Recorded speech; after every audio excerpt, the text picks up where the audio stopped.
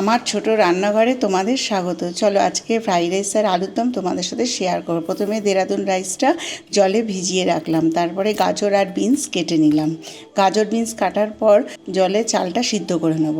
এবার আমি গাজর আর বিনসটা কড়াইতে ভালো করে নুন দিয়ে ভেজে নেব। তারপরে কড়াইতে ঘি দিলাম, গোটা গরম মশলা, কাজু কিশমিশ ভেজে রাইসটা দিয়ে দেবো। তারপরে গাজর আর বিনস ছড়িয়ে নাড়াচাড়া করে নেব।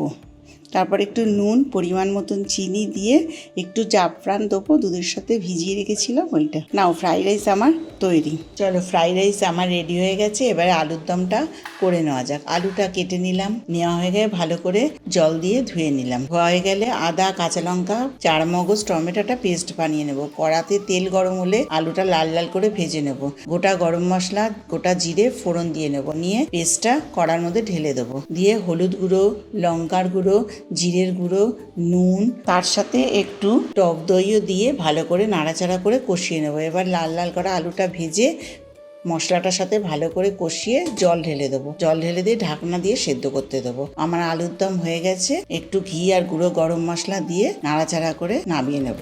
চলো আলুর দম আমার রেডি। খুব কম সময়ের মধ্যে এই রান্নাটা কেমন লাগলো তোমাদের আমাকে কমেন্ট করে জানিও।